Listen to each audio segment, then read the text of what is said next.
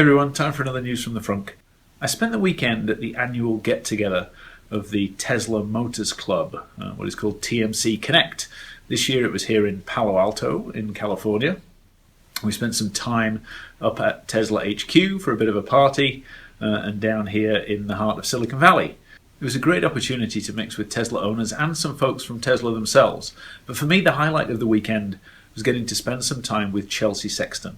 For many years, Chelsea's been an advocate of electric vehicles and is probably best known for her role in the film Who Killed the Electric Car? If you haven't seen it, I strongly encourage you to watch it. It is available on YouTube. And also the follow-up, The Revenge of the Electric Car. So I grabbed a few minutes with Chelsea. We sat down and talked about why she was at TMC Connect and what she thinks about Tesla and about the future of electric cars. What brings you to TMC Connect? Well, Doug King is very hard to say no to.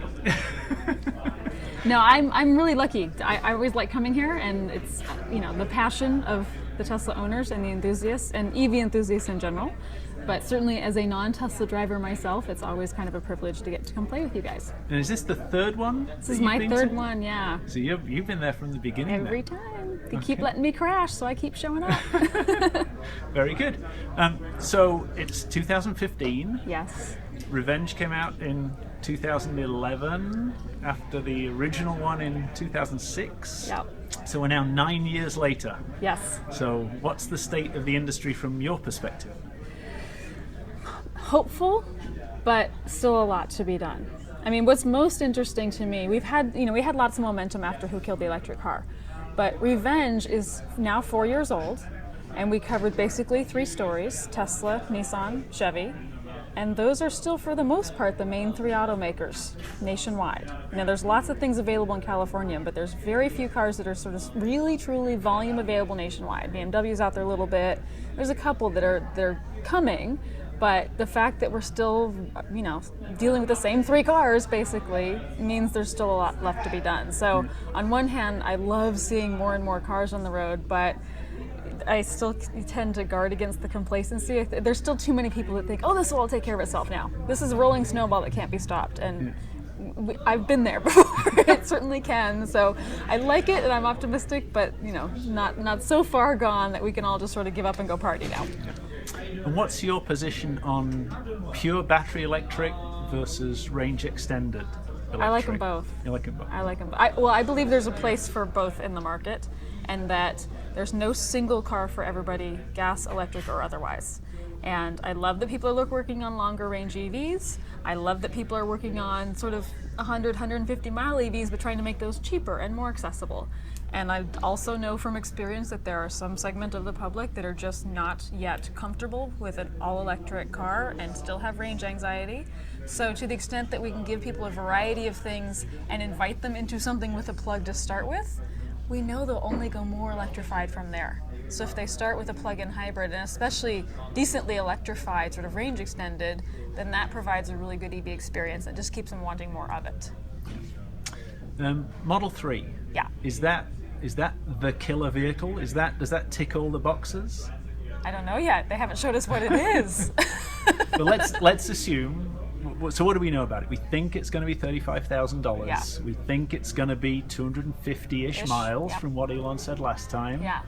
And we know they build pretty cars. And they build pretty cars. I think we can assume it's going to be a really compelling car. Yeah. I think we will also have some other compelling cars by then.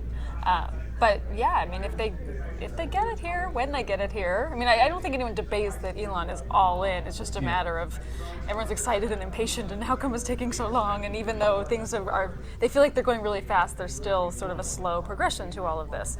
So yeah, it'll be one of the cars that I think will continue to help unlock what everybody refers to as more mainstream demand. Yeah. And in a recent episode of my video podcast, I talked about the GM Bolt. Yes. The Chevy Bolt. Yes, Bolt with a B. Bolt with a B. Do you like it? Do you like the idea? Do you think it's... I do. Yeah, I do like it. I mean, General Motors is so interesting for me on all sorts of levels, but I like that they shocked everybody and that they sort of found some ambition and unveiled this car that nobody was expecting. Everyone was expecting Leaf Gen 2 to be unveiled and potentially Model 3, and then GM came out of nowhere with this car. and it's 150, 200 miles. It's a decent package. I mean, we saw the concept, so everyone's waiting to see what it's really like and all of that. But end of 2016, so kind of an aggressive time frame, and the more options there are, the better. And they've already said it will be a nationwide car. They're talking 30,000 units a year, decent number of them. So the more different types of EVs and plugins that people can have available, the more this market's going to grow. So I think it's a good thing, and it will help flush out that demand even further and pave the way for when Model 3 gets here and Gen 2 Leaf and all the other ones to come. Yeah. Cool. A couple of last questions. So you told me you do almost no mileage a year. Yes. But if you could have any of the cars in the Tesla lineup, so Roadster, any of the Model S models, any of the Model X models, or even Gen 3, which is the Chelsea Sexton car? Well, based on what I've seen, it's a Roadster all day long. Maybe Model 3, but I like little torquey cars. So I adored the Roadster. I'm looking forward to Model 3, but I would take the Roadster, for me personally, over S or X, just for size and cool. That kind of thing. Very good. It's really fun. And last question. So the viewers of my vlog are both Model S owners and prospective owners. So any last words from your experience of the EV industry to either prospective owners or current owners? Thank you to the current owners, and go for it to the prospective owners. Yeah, I mean, look, Tesla makes really good cars, beautiful cars. While I like the Roadster, the S and the X are both gorgeous. So, no hesitation there. And the best way to keep this going is to support what's being done so far. Whatever car that is, whichever one you like, this is a really welcoming little party to join, and we're good people, so come on in. Cool. Very good. Thank you so much. Of course. Thank you.